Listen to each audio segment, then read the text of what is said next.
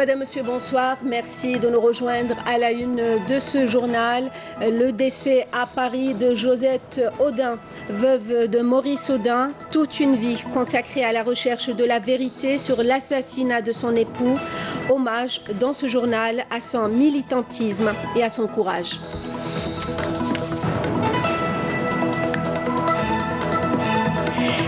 La rentrée de février de la formation professionnelle, 208 000 places pédagogiques, 400 spécialités et 40 nouveaux établissements.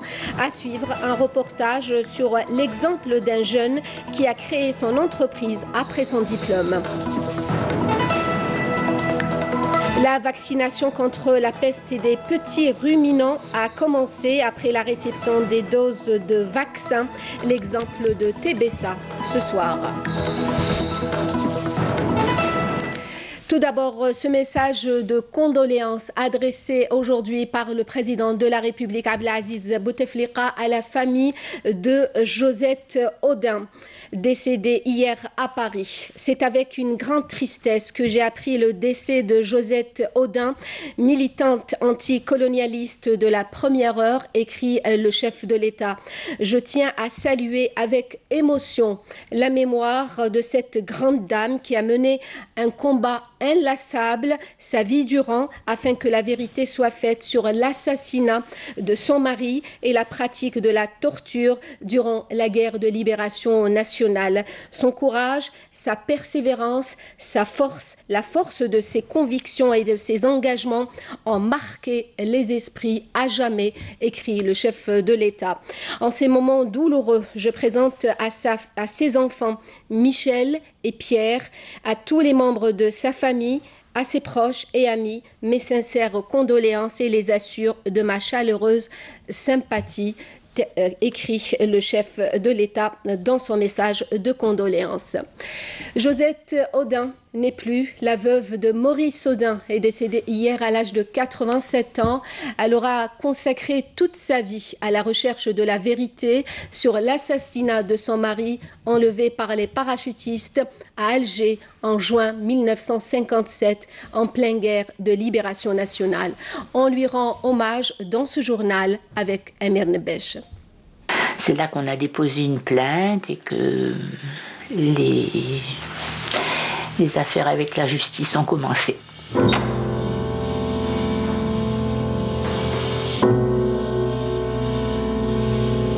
Josette Audin avait consacré plus de 61 ans de sa vie pour faire éclater toute la vérité sur ce qu'on a appelé l'affaire Maurice Audin. Le combat d'une épouse, d'une mère, d'une dame courageuse, d'une militante anticolonialiste contre un système recourant à la torture contre les Algériens et toutes les personnes qui soutenaient l'indépendance en Algérie. La vie de Josette Audin a basculé le 11 juin 1957, alors qu'elle n'avait que 25 ans, lorsque l'armée coloniale française a kidnappé, torturé, assassiné son époux Maurice Audin, professeur de mathématiques à l'université d'Alger. Révolté par le colonialisme et engagé avec sa femme en toute conscience des risques encourus en choisissant d'être aux côtés des Algériens. En l'absence de mon mari, une absentia comme on dit. Et elle a eu lieu effectivement le 2 décembre 1957 à la Sorbonne. Et donc c'est René de Possel qui a fait part des travaux de mon mari et il a été déclaré docteur en sciences. Donc voilà. C'est une manifestation qui a eu quand même un certain impact. Il y avait Mauriac, enfin bon, plein de personnages importants, et voilà. Après l'arrestation de Maurice Audin, une autre bataille avait commencé pour Josette, celle de faire aboutir une enquête pour comprendre dans quelles conditions son mari avait disparu. Mais une bataille également contre une administration coloniale complaisante avec ses pratiques militaires inhumaines instaurées durant l'occupation de l'Algérie. Face à une machine également judiciaire en manque d'éléments et de pièces importantes confisquées par les militaires. Pour Josette et ses enfants et pour tous les militants anticolonialistes, il a fallu attendre l'année 2018 pour que le président français Emmanuel Macron se déplace en personne chez les Audin dans un geste officiel de reconnaissance sur les erreurs commises contre le peuple algérien durant l'occupation coloniale. Josette Audin, cette Algérienne militante pour les causes justes, nous a quittés, laissant derrière elle cet exemple de fidélité à un époux et d'un amour inconditionnel à la liberté et à la préservation de la dignité des hommes. Elle ne s'était jamais résignée, elle n'avait jamais renoncé. Je vous propose d'écouter le témoignage de son fils Pierre Audin. Il témoignait il y a quelques minutes avec nous au téléphone. Soulagé, c'est peut-être beaucoup dire, mais disons qu'il y a une certaine satisfaction au fait qu'effectivement le président de la République française ait reconnu ce qui avait été fait à l'époque en Algérie, c'est-à-dire l'institution d'un système où il y avait des arrestations arbitraires, des tortures, des exécutions sommaires, tout ça ne servant pas à déjouer des attentats ou je ne sais quelle recherche de sauver des vies, mais simplement de terroriser la population à l'époque. Donc je pense que de ce point de vue-là, c'était une certaine satisfaction. Le président de la République est effectivement venu chez elle lui remettre cette déclaration dans laquelle il reconnaissait que c'était un système qui avait été mis en place, qu'il y avait des milliers de gens comme Maurice Audin, des milliers d'Algériens qui avaient subi ce système.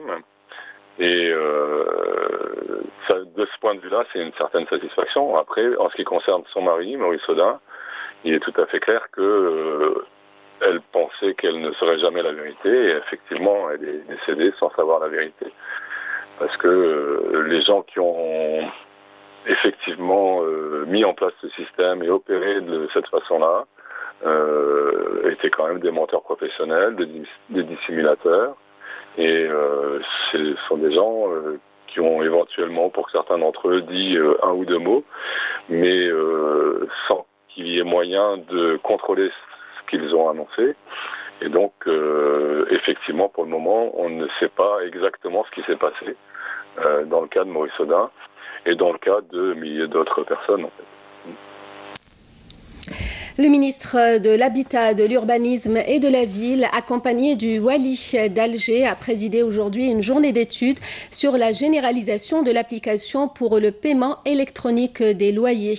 L'application sera utilisée dans un premier temps dans 7 wilayas pilotes. Abdelwahid Temmar a insisté sur l'impératif utilisation de cette application dans le cadre de la modernisation de la gestion du secteur de l'habitat.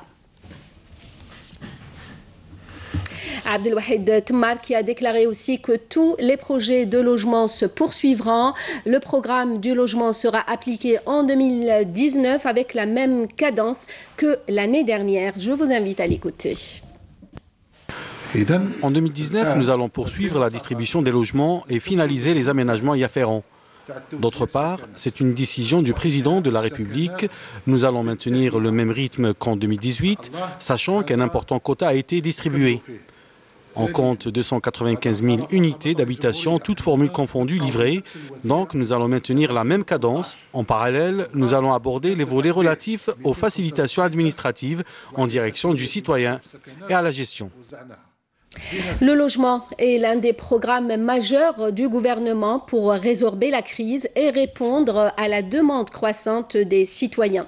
Illustration ce soir à Bourj Bouarerij où le parc immobilier a grandement évolué ces dernières années. Karim Haïfa.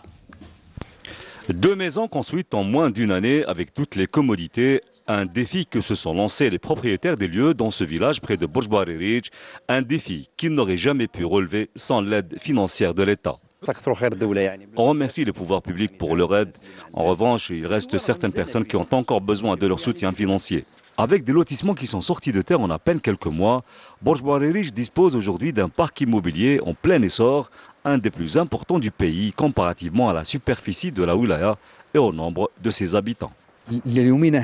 الولاية استفادت تقريبا 96,000 سكن بمختلف الصيغ. À ce jour, la wilaya a bénéficié de près de 96 000 logements, tous types confondus, dont 31 600 logements de type LPL, 10 800 de type LSP, 3 298 logements de type LPA et 5 754 de type ADL.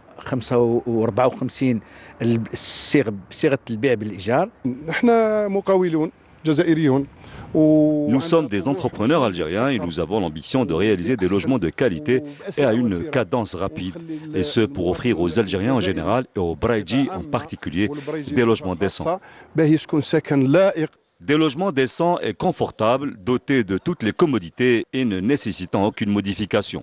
31 600. Il faut savoir qu'aujourd'hui, 90% du programme des 31 600 logements LPL a été réalisé. Donc nous avons près de 28 000 logements qui sont finis et prêts à être remis à leurs bénéficiaires. Et ce que vous avez vu ici, c'est grâce au service technique de la Wilaya qui veille à l'application rigoureuse et au quotidien des clauses du cahier de charge des entreprises de construction. تكنيك على تطبيق الصارم لبنود هذا الكاي de charge. Avec ces nouveaux pôles urbains et d'autres qui sont en construction, la wilaya de Borj Bouarerij aura permis à des centaines de milliers de Baraïdji d'accéder à un logement décent, améliorant ainsi et de manière définitive leurs conditions de vie. Le ministre de la Formation et de l'Enseignement professionnel a réuni aujourd'hui les directeurs du secteur en prévision de la rentrée de février. Tous les moyens sont réunis, a déclaré Mohamed Mebarki. 208 000 places pédagogiques et 400 spécialités. Le secteur de la formation professionnelle qui sera consolidé par le recrutement de nombreux formateurs et des cadres pour encadrer 40 nouveaux établissements. Mohamed Mebarki a appelé aussi à des partenariats avec des entreprises dans le but de former en adéquation avec les besoins du marché. On écoute le ministre de la Formation et de l'Enseignement professionnel.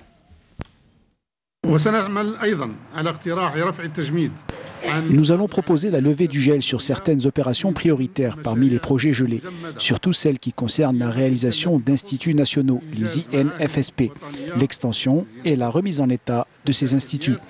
En abordant le sujet des infrastructures, je rappelle que dans le cadre du programme de son Excellence, le Président de la République, le taux de réalisation des structures en rapport avec la formation professionnelle a atteint un niveau record entre 2014 et 2018.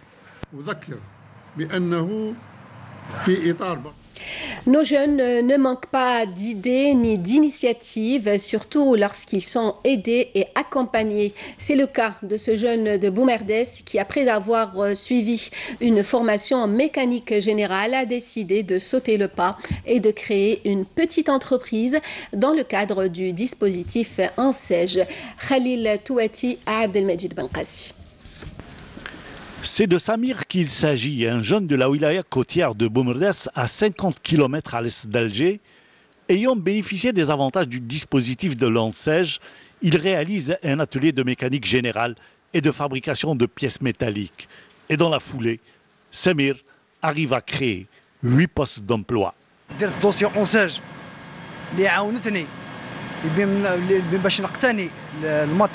Le dispositif Ensej m'a permis d'avoir le matériel dont j'ai besoin pour mon activité. J'ai commencé avec 2 ouvriers, puis 8 aujourd'hui. Mon objectif, c'est d'atteindre 32. Certaines pièces étaient importées du Canada et des États-Unis. Avec l'aide d'une fonderie, nous avons pu fabriquer certaines de ces pièces. Mais une chose est sûre, la formation professionnelle est primordiale.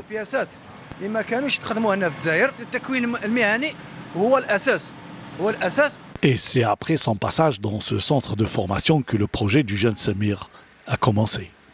La formation en électromécanique a beaucoup de débouchés dans tous les secteurs. Nous pouvons créer même notre propre affaire.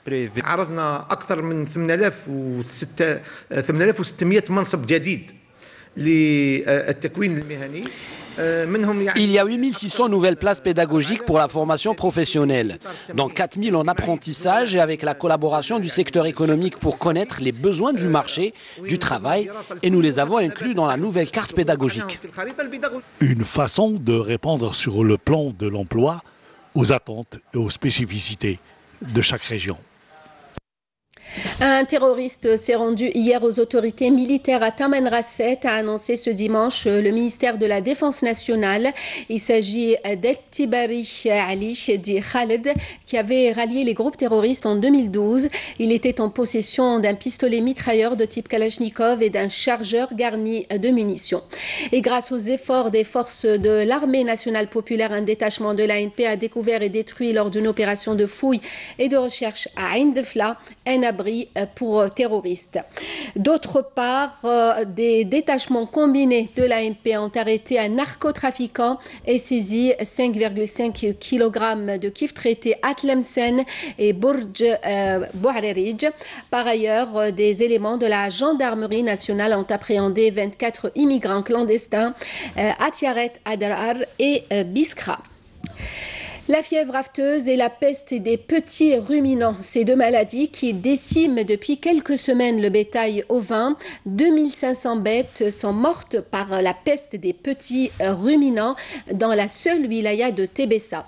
Pour éviter la propagation de cette maladie, une vaste campagne de vaccination du cheptel a débuté où 250 000 doses ont été débloquées dans un premier temps. Nesrine Ben Saïdi.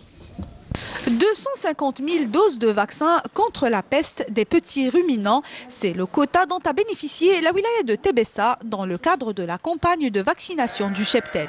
Cette campagne de vaccination ciblera dans une première étape les régions où est concentré l'essentiel du patrimoine animalier de la wilaya. Nous avons reçu ce quota hier. Nous utilisons ce vaccin pour la première fois en Algérie. Il est bien sûr reconnu par l'Organisation de la santé mondiale de la santé animale. Après cette campagne de vaccination, nous allons donner des instructions très fermes au profit des éleveurs pour protéger leur cheptel et éviter la propagation d'autres foyers. La direction des services agricoles a mobilisé à cet effet 70 vétérinaires privés pour encadrer l'opération qui sera supervisée directement par l'inspection vétérinaire de la wilaya de Tébessa en vue de préserver la santé animale et éviter la propagation de cette maladie et réduire la mortalité du bétail. Nous sommes très contents car ce vaccin permettra d'éradiquer cette maladie qui commence à prendre de l'ampleur. Dieu merci, grâce à ce vaccin, il y a de moins en moins de cas. Nous demandons juste aux autorités concernées d'être présents en cas d'urgence.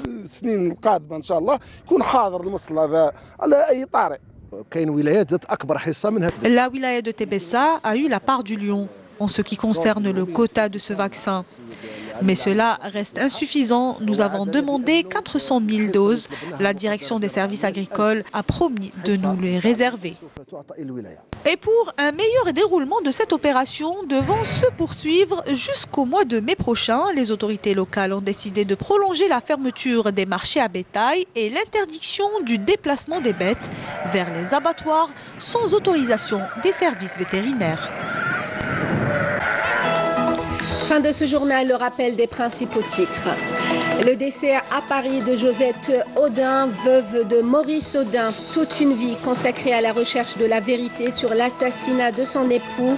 Hommage dans ce journal à son militantisme et à son courage. La rentrée de février de la formation professionnelle, 208 000 places pédagogiques, 400 spécialités et 40 nouveaux établissements. Nous avons suivi un reportage sur l'expérience d'un jeune qui a créé son entreprise après son diplôme. La vaccination contre la peste des petits ruminants après la réception des doses de vaccin, l'exemple de Tébessa ce soir. Merci à vous de nous avoir suivis. Vous pouvez toujours revoir nos programmes à travers les liens qui s'affichent en bas de votre écran. Le journal de 20h exceptionnellement ce soir à 19h30. Très bonne soirée, merci. À demain.